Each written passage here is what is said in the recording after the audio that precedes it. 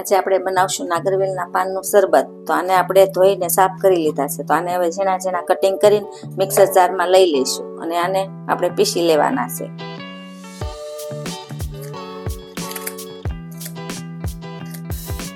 પાનની આપણે કટકી કરી લીધી છે। તો આની અંદર આપણે નાખશું વરિયાળી અને એલચી આપણે પલાળી લીધેલા હતા।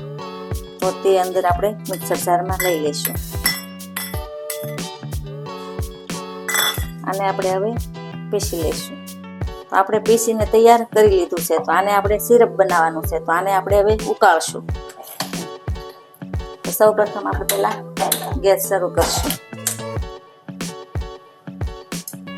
એની અંદર આપણે આ રેડી દઈશું।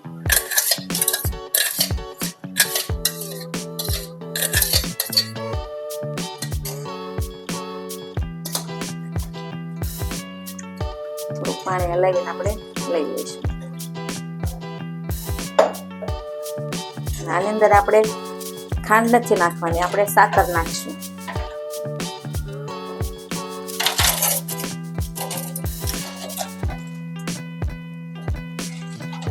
આને આપણે સારી રીતે ઉકળવા દઈશું।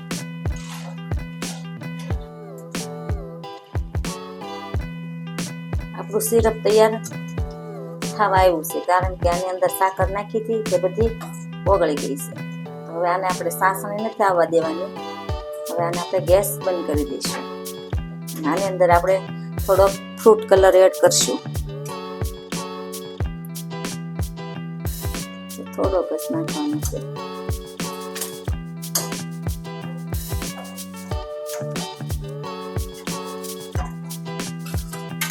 હવે આપણું સિરપ તૈયાર છે। તો આને હવે આપણે ગાળી લઈશું। તો ગાળવા માટે આપણે આ તપેલી લીધી છે, સન્ની લઈ લીધી છે। તો આની અંદર આપણે એડ કરશું।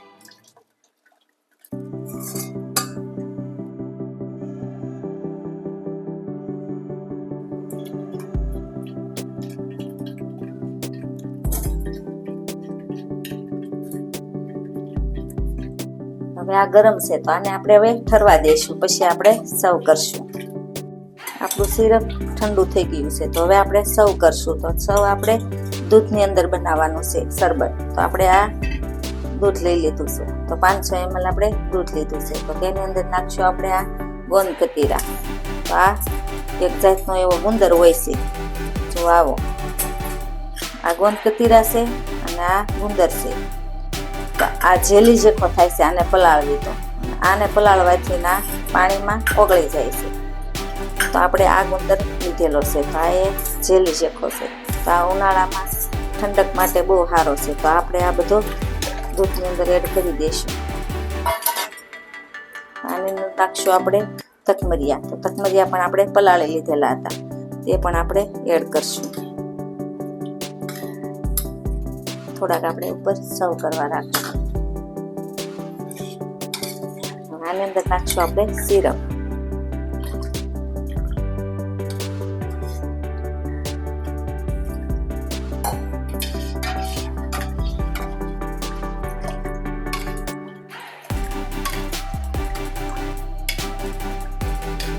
આપણું શરબત બનીને તૈયાર થઈ ગયું છે। તો આની અંદર નાખશું આપણે ગુલાબની પાંખડી।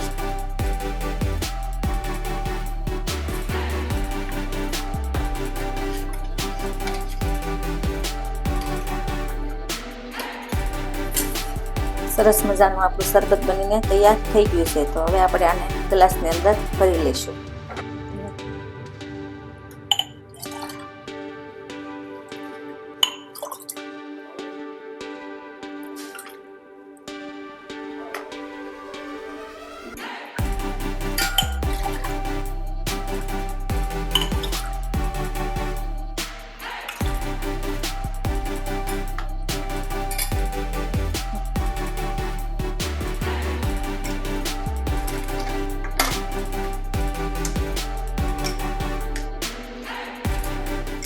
આપણું પાનનું શરબત બનીને તૈયાર થઈ ગયું છે। જો કોઈને આ વિડીયો ગમે તો લાઈક કરજો, શેર કરજો અને કોમેન્ટ કરજો।